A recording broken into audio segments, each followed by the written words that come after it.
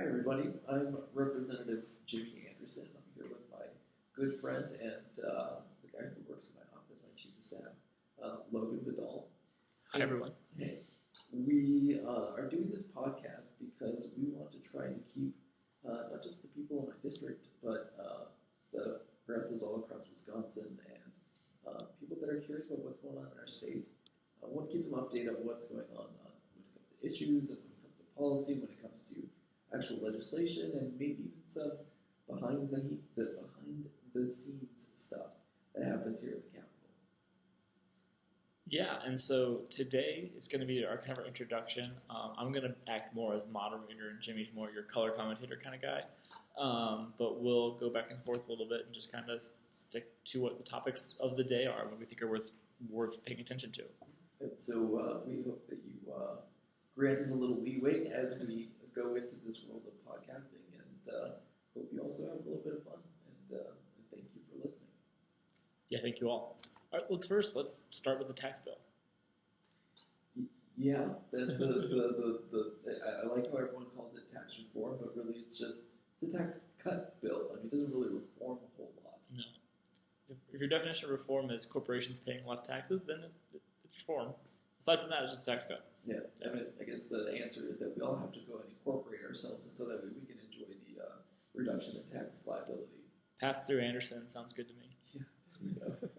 Yeah. It was no wonder why Ron Johnson was so excited for this bill. I mean, I remember when he was holding out, and then we find out that the reason he's holding out was because his business wasn't getting a large enough tax cut, essentially. Yeah, because it's a pass-through entity. They were taxed at 39.6, the same as the top rate, and now it's been cut to 25, and so he'll get a huge amount of money from that. Because I mean, that's not subject to payroll or anything else anyway, right? That's just capital gains, and so getting that rate lowered is huge for his take on. Right, and same with Trump. I mean, Trump has the same kind of corporation setup. I think it would require making money in order to pay taxes, but you're correct. Sorry, that was a cheap shot. I couldn't help it. Yeah, oh, that's fair. Yeah, given all the bankruptcies, it's not that surprising. Right. Wow, sorry about that. So, if there was a particular part of the tax bill you wanted to talk about, what would you want to focus on? I think the state and local tax deduction is really fascinating because it's getting rid of the state and local tax deduction will absolutely affect liberal communities more than conservative ones. So higher tax places, so metro areas in Chicago, D.C., New York, Baltimore, but even smaller cities like Madison or Phoenix, Arizona, or Sacramento, wherever. The communities where people have tried to get a little more money spent on their schools, need more services because more people live in those communities.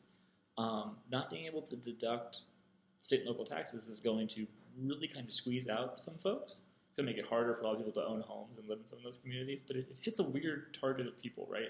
It's not what you would think of as like working or middle-class families that are really getting squeezed. It's actually that like upper middle. So, families north of, say, $80,000 or $90,000 a year in income up to about $200,000, they really rely on the state and local tax deduction to limit some of their tax liability. And those families are going to get taxed more. It's weird, right, that Republicans would want to go after people who, like, if you are a suburban voter with a lot of education making $150,000, $200,000 a year, you're probably voting for Republicans because of tax benefits, right? You're probably not voting for the Republican Party because of MAGA or other things. The only reason you do so is lower taxes. And so if Republicans are raising your taxes, that is I think a tough sell to people who vote in every election. Right, and so essentially it's that, you have to be itemizing, so you have to get beyond the standard deduction.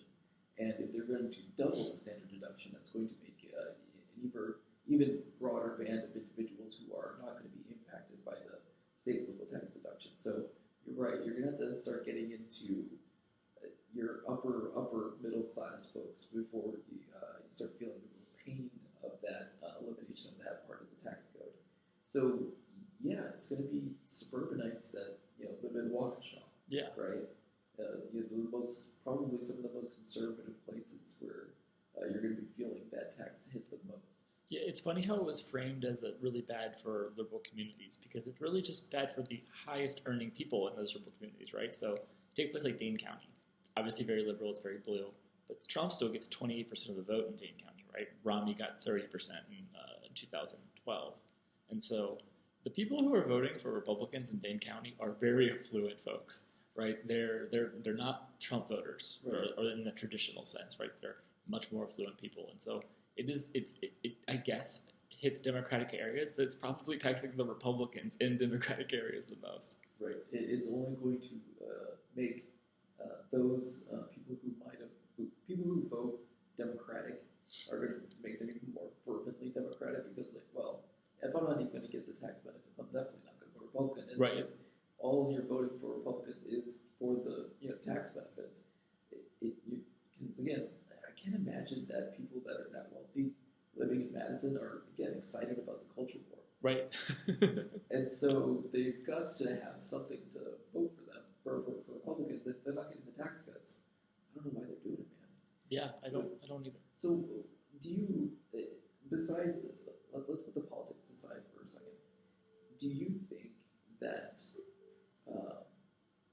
encouraging homeownership is the right way that we should be trying to encourage, like when we're trying to think about how people build wealth, is homeownership the right answer? Well, it is and it isn't, right? So it's been the tool that middle-class families have used to sort of like, it's an early investment, they can pay it off over time. Right? They lose interest in the short term, but like the home almost always increases in value. It allows you to like actually support a family and often have a decent school district and have more services. And it's a way that we have done it for a long time, and it makes a lot of sense. In a world where Americans are more transient, where they have to move around for jobs, where people don't necessarily work in office parks or in places, tying people to a physical location is tougher. And maybe if we want to encourage wealth building, especially since like it's going to be really impossible for people to retire in a pensionless world, and a world where people don't have the income to save for 401ks, home equity is not going to be enough to pay for your retirement, right? And no matter how much your house grows over the course of the 30, 40, however many years you live in the home, assuming you do, which very few are actually going to. And so I think we have to rethink the value of home ownership as the major way for families to build equity. We need to think some other ways to do it. And this bill is only going to make it a lot harder for families to actually be able to start getting into a home. Right. And especially, we see so many more, right? When we were doing the doors and talking to folks, one of the people that were on a fixed income, the thing that they were most afraid of was the raising of property taxes, because their homes have gained in value so much. It makes those small percentage increases in property taxes. It actually affects their lives. Right. And for now that they can't deduct those expenses, it's going to hit them even harder. And so we have to start thinking about what's going to happen to all of these people who have thought that homeownership was the way that they were going to create stability in their older age. It's going to push these people to retirement communities or renting or getting rid of their homes. And right. We don't know if we have the capacity or the facility to even make that happen. So it's definitely worrisome, particularly for, I think, our older generation. Yeah, absolutely. Folks, especially folks who are getting towards that retirement age, like 55 or whatever, their property taxes are going to go up. That's money they should be ostensibly putting towards either paying off the mortgage or putting in their 401k IRA, whatever, as a way to set up for retirement. And so, yeah, it puts them in a bad spot. It's interesting. What do you think is the most interesting in this tax bill? So I'm curious to see how the House and the Senate actually put it back together. So they have to go through a reconciliation process where basically they have to, the differences in the bill, they have to either, the House either has to accept them or not accept them, or basically the bill has to become equal on both ends, kind of like balancing an algebraic equation, right? Yeah. And so some of the big differences, I think one of them is how they're charging graduate students for their scholarship income, I guess. Tuition remissions. Yeah. That's it. And so basically, right now, they're in the law. They don't count the scholarship as income, so they don't have to pay taxes on it. Right. Which makes a lot of sense because we want to encourage graduate research. the kids that are out there to figure out how to cure cancer, we want to make sure that they're able to continue to do so. Right.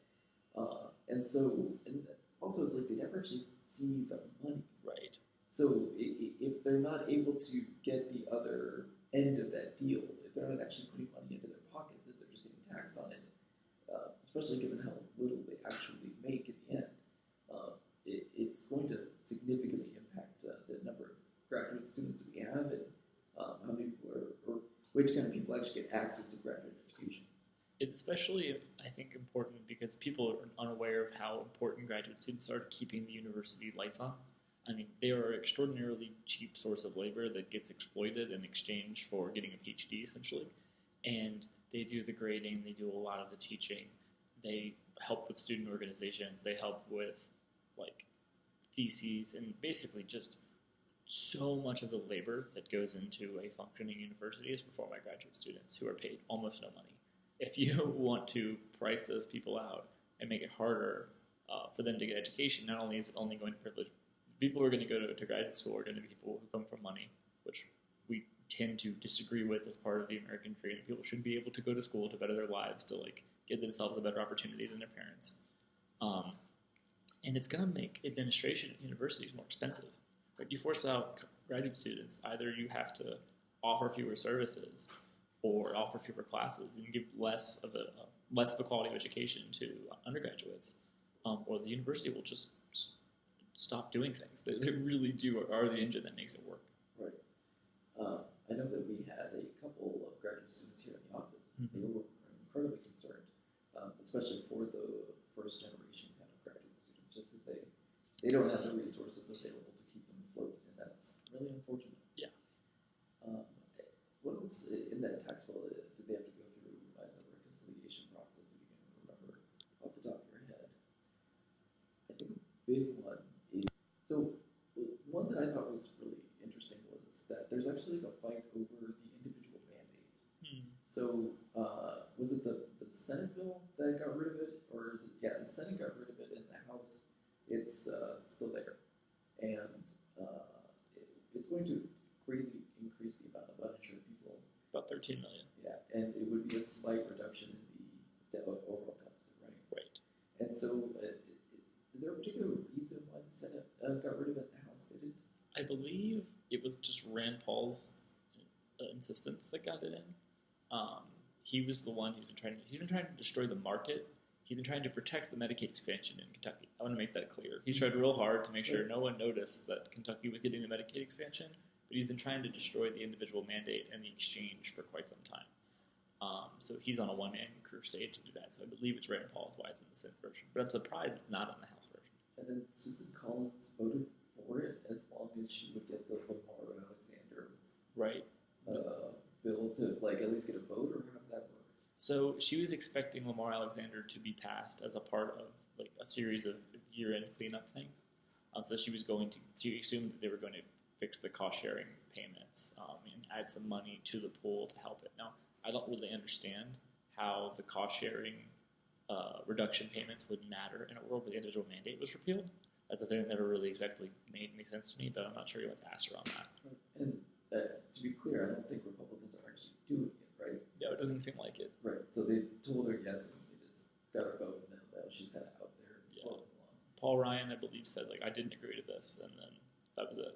So eliminating the individual mandate is going to, like, it's going to cause a severe increase in premiums, isn't it? It should. I mean, healthy people who don't want to pay a couple $100 a month for health insurance may just decide not to get on the market because they're no longer mandated to buy health insurance. Full disclosure, in 2016, I didn't have health insurance, and I actually paid the penalty because it was cheaper than buying health insurance. I was 26 and healthy and just decided not to do it. I was lucky and, probably should have bought health insurance, but I didn't. But the individual mandate created almost an incentive for me to do so. Now, people like myself will probably just say, I'd just rather wing it and hope for the best. Right. It's the... Which is not a good decision, by the way. I made the wrong decision. I'll make that very, very, very clear. Right. But I mean, like, it can't be said to be irrational in a certain sense. Right. So, and that's part of the reason why they created the individual mandate, was to try to encourage healthy folks like yourself to get into the market. Now, can have an argument as to whether or not it actually works. Yeah. Because I think we saw a lot of people being willing to pay the penalty, but part of paying that penalty also keeps the overall Obamacare market afloat, correct? Yeah, I mean, money ultimately goes into subsidies. I mean, it's just collected as a tax, so it goes to whatever, but ostensibly it goes to subsidies, yeah. Gotcha. So it's an important part of the Obamacare model, and without it, I mean, we could see some really screwy things happening with our healthcare system, and it's scary. Yeah, we're going to probably have places where states have run exchanges poorly, or more communities where they're more reliant on the subsidies, it being a bigger deal. And plus, Wisconsin hasn't taken the Medicaid expansion, right? If you're buying on the exchange, there's fewer subsidies for you because you should be covered by Medicaid, but you're not, because we decided not to take those dollars. And so there are folks who are in a coverage gap here in Wisconsin, and they would pay the price quite a bit. Gotcha. So I think the only other part of the tax bill that needs to be figured out that I thought was interesting, and only because it made me think of our president, was that there's in the House bill they eliminate the estate tax. Correct. And then the Senate bill they essentially just double it. So Right. that way, what's it up to now? So it's currently at 5.5 or 11 for couples, so it would be at 11 and 22. Okay. So you wouldn't pay taxes on any of the first $22 million you inherited. 22 million, yes, which most of you will obviously get in a few years when your parents die. But so you'll know, you'll have the president to thank. Yeah, it's but I mean, like the question really, can you survive on $22 million? I don't think so. I mean, in Trump's America, I mean, how are you going to be able to afford your jet, boat, yacht, whatever it is that you buy, your jet ski that turns into a flying device? Well, now the pass-through corporations have a lower rate. I think they're going to be just fine. Okay, I forget about that. Yeah. Thank Paul Ryan for that. Or actually, Ron Johnson, really. He's the one who got it through. You should thank Ron Johnson for the pass-through rate. So, the estate tax, while it doesn't really make up a large portion of the money collected, because I think most accountants and lawyers will tell you that if you're paying the estate tax, you're not doing a good enough job. Right. You should probably fire your accountant. Right. But it's an important piece of policy because in America we should not be encouraging dynasties. Right. We should be making sure that if you you have to earn your money. Like that's all we're asking for. Like if your dad did all the work and put it in, he can leave you a little bit, leave you your house, and if you maybe a certain percentage. But when Bill Gates dies, it shouldn't be Bill Gates Jr. that gets $100 billion or whatever it is. Right. And what's crazy about it is it isn't as if they take all of the money. The tax rate's 35%, and it's only after the first $5 million for an individual. So if you were left with $10 million, right, you would pay 35% on the second $5 million, right? So you would still, what's the second? 35% would be 1.7. So you still have $8.5 million, 8.3. Like you're hardly starving to death. Right. And it's treated as if they're literally taking all of your money when you die, and that's just not what happens. Right. Yeah. And it's, I think Trump would personally save $1 billion. Like if you pass away, what would go to his kids? It's right, because if he's technically worth $4 billion, then $1 billion of it would be eaten up in taxes. Yes. Yeah. So if he's worth $4 billion. Right. There's a big question mark there. So how about let's take a quick break and then we can move on to the next topic. So I want to talk a little bit about something that's Wisconsin specific, and it's a bill that I recently introduced. And what it does is it basically creates a fund for the victims of gun violence. I wrote an op-ed that went into the Cap Times, basically talking about how gun violence is obviously a serious problem here in the country, with thousands of people being killed every year and even more being injured. And Republicans have just been unwilling to move forward on any kind of common sense gun safety regulations or any kind of legislation that get rid of even simple things like bump stocks or making automatic weapons illegal. And so, looking at it, I said, hey, I'm going to be realistic here, and that if Republicans aren't willing to come up with a solution, we have to do something for the people who are being hurt by guns. And so what I did was the legislation goes and places a small tax on the gun manufacturers. And much in the same way that we tax alcohol companies or cigarette companies, that We know that their items aren't being outlawed, but that they're the things like drinking and smoking that they have some social harms attached to them. So we place a small tax in order to try to address some of those problems that come up from using those items. And so I wanted to place a small tax on gun manufacturers, excuse me, so that way we can help people who've been injured by gun violence. It's often forgotten. We've gotten so used to counting the death tolls from mass shootings that we haven't really realized that a lot of mass shootings, like take Las Vegas, for example, where 600 people were shot. 50 of them died, and that was terrible. But people who survive have medical bills. They miss work. They went through extreme trauma and often require counseling. And these things are expensive. And doing a little bit to help people put their lives back together after tragedies is, I think, really important and worth doing. And trying to generate a fund to help people who are victims, I think, is really important. I also think this legislation is important because I think we acknowledge that this bill treats the symptoms and it doesn't treat the causes, and that's intentional to highlight that we have a gun violence problem in the United States, and that because we are unwilling to treat the cause, there's a need to deal with the aftermath of gun violence. Right. And I want this to implore people that we need to do more. Absolutely. It's a Band-Aid on a gaping wound. Yes. And I wish we would be addressing the gaping wound, but if what we can get a Band-Aid is a Band-Aid for now, it's something that I think we should at least try to move forward on. Exactly.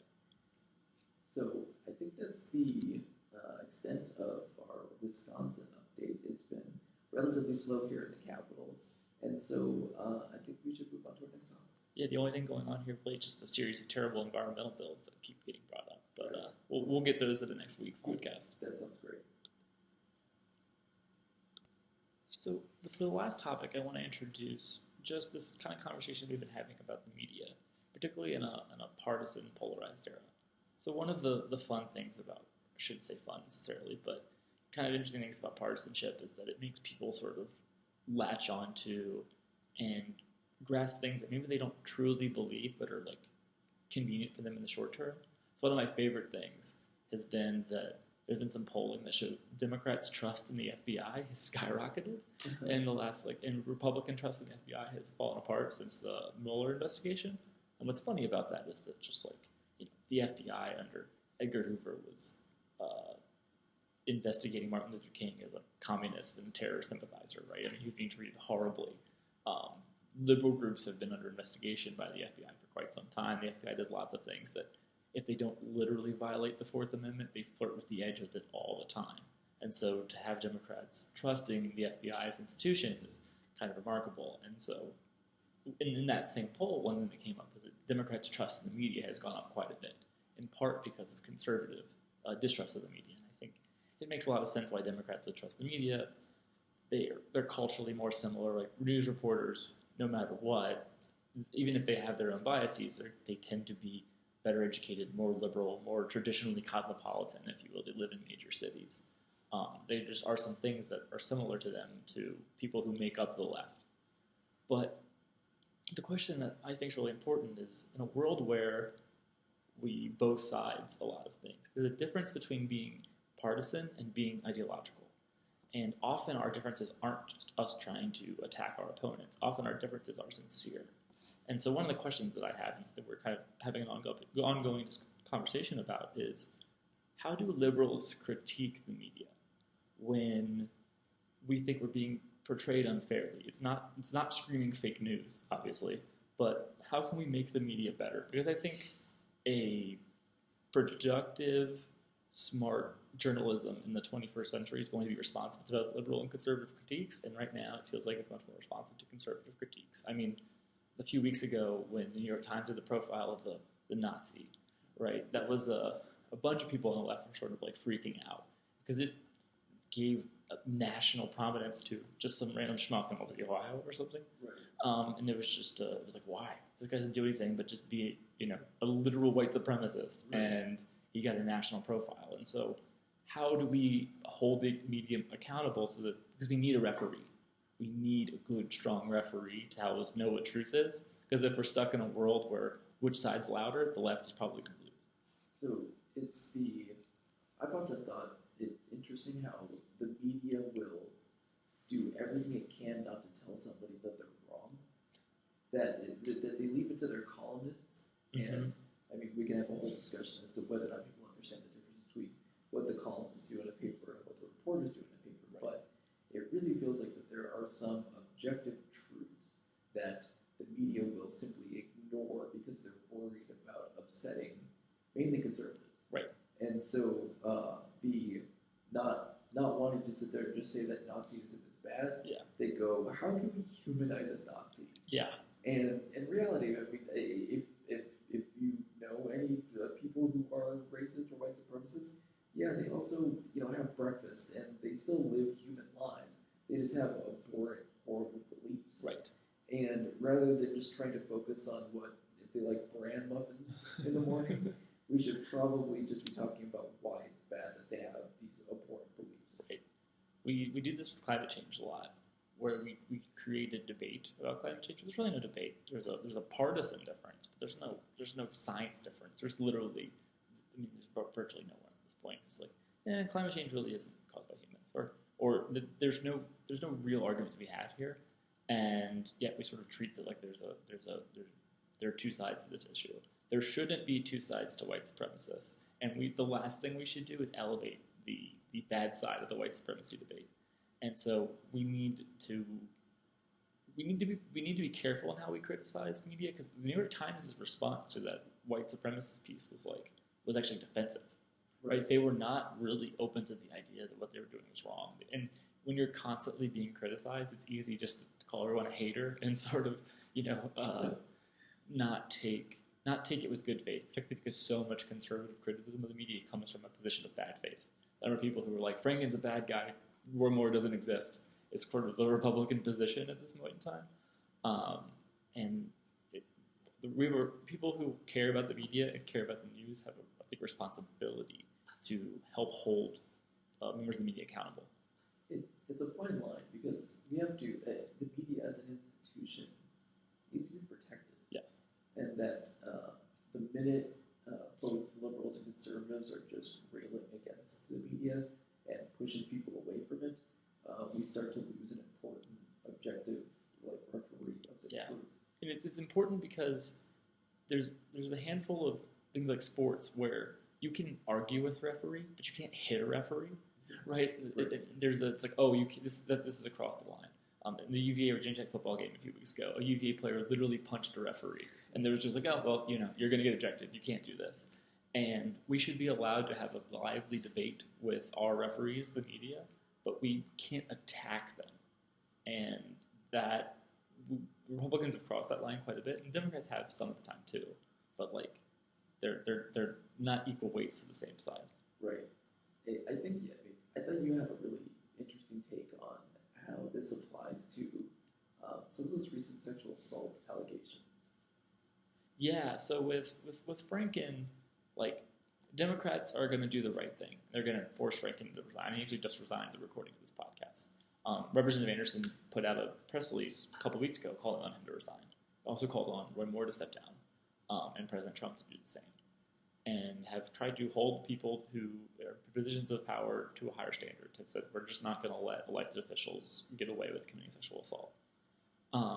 But Roy Moore is probably going to be a U.S. senator, and media bubbles allow this to some extent, but the media needs to not make the case that yes, there are sexual accusers on both sides. There absolutely are. There are sexual assaulters in the Democratic Party and the Republican Party. The Democratic Party is making a conscientious effort to clean that up, whereas the Republican Party is not, or at least to this moment in time, they are not. And that part needs to be made clear. Some members of the Republican Party are trying to fight against Roy Moore, but the RNC isn't, and they seem like a pretty important figure. And it seems like that those Republican figures who are just doing the bare minimum, they get a ton of press conference, so much support, whereas an entire party has done the right thing on this particular issue, and we need to be very careful not to both sides it, just because there are people who are doing sides doesn't mean that the response to the wrongdoing is the same on both sides. Right. Nancy Pelosi was on the wrong side of John Conyers for about 4 days, Right. and then she told him to resign. Yeah. You can criticize her for not doing the right thing when she should have. You did. You actually literally put out the tweet attacking Nancy Pelosi for not calling on Conyers to resign. Yeah. But that's not nearly the equivalent of the Republican Party, which is not just going to support Roy Moore, but it's not going to expel him when he gets to the Senate. And they're going to ask for his vote on the tax reform bill. Right. And so, I mean, McConnell has already alluded to as much, and the president's already endorsed him. And yet, this is going to be treated as if they are equal sides of the same issue, and it's just nowhere close. Is it? For me, what it gets down to is that it really feels like the media is afraid to attack conservatives because they end up like all the critiques that get laid at the media that they're liberal, that they don't understand conservative beliefs, that they're not in touch with real America, whatever that means. Mm-hmm. That by going after conservatives and telling them that they're wrong, that it just confirms it. And so it's almost as if they're just trying to run away from anything that could paint them as being the thing, the monster that conservatives paint them out to be. Right. Republicans have worked the refs better than we have, and their biases reflect that now, the way that things are covered. In the things that get attention, the positive praise that Corker and Flake get for just being humans is, wow, it is annoying. Yes. As someone who's trying to shift policy in America to the left quite a bit, seeing Flake, who basically has never seen a tax cut he didn't agree with, right. for any kind at all. He's one of the top 5 senators to vote along with President Trump. Right. For all the criticisms worth, he's actually really close to him when it comes to policy. Yes, unfortunately, I think he's even voted for all of Trump's cabinet nominees, if I remember correctly. Right. Yeah. So fully supporting a handful of either unqualified people in the case of Ben Carson, bless his heart, and slightly more evil people in Wilbur Ross and Betsy DeVos. And Mulvaney too. Oh, Mulvaney, yeah. Is he just going to get to run whatever's left of the government? Probably. Okay. That means he's going to work 7 jobs. It'll be great. Yeah. He's going to be head of the SEC before it's all said and done. Jesus. So, kind of getting back to like your point of trying to work the refs, or like how do we begin to positively criticize the media? I think it's really important first to call them out when they're not saying objective truth. Right. That Nazism is bad, but climate change is real. I think that we can go and do our best to try to criticize them for not doing that. What beyond that can we do?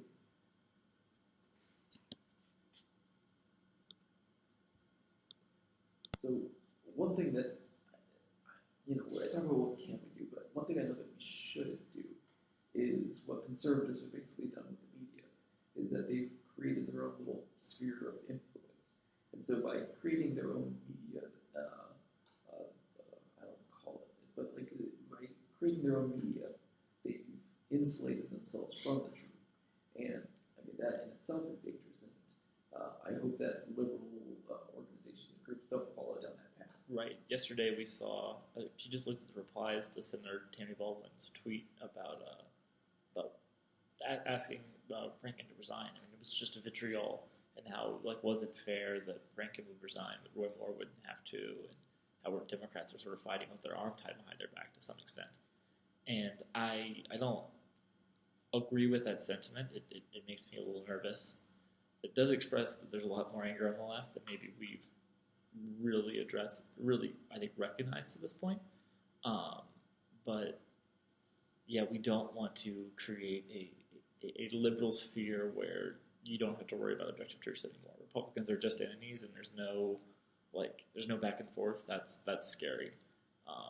So I mean, it almost feels like the answer is this is the media we have. Yeah. And so we try our best to call them out when they're not doing the right thing, but we have to do our best to support it, because otherwise we've given up on influence, and it's just some kind of all-out war between conservatives and liberals, and that's not what we want. No. Although, I mean, for all the problems we've had this year, some of the reporting has been incredible. I mean, the Ronan Farrow stuff on Harvey Weinstein is just unbelievable. Some of the reporting, I sent you an article about did the U.S. missile defense system shoot down that warhead from Yemen into Saudi Arabia? Right. And the reporting was just unbelievable. It had like all this data about like what the air flight of the missile was and where the like packaging had landed and where the missile landed, and then video. It was unreal. And so in some ways, our maybe not our political media, but our broader media is getting much better. It was so we talked to some high school students recently, and one of the things that they kept complaining about, or not complaining, but one of the issues that they kept addressing was that they felt that the media was not doing a good job of advising the public, and I had to keep defending the media, basically saying like, look, it's not necessarily always on the media to tell the people what needs to be known. It's kind of on the people sometimes to go on and search out and make sure that they're getting the right kind of information. And so I was a little worried because it seems like they were blaming the referees for all the problems, and sometimes it's not always on them. So, right. It's important to defend this institution of the media. Yes. Well, I think that is all we have this week. We're going to try in the future to just keep on top of national news and let you know how things going on in the state. Thank you all for joining us and listening. My name is Logan Vidal. And I'm Representative Jimmy Anderson. And I'll also note that if you guys have any ideas for topics of things that we should talk about, definitely send us an email or comment on this page, and we'll be able to talk about those issues next time. Thank you all.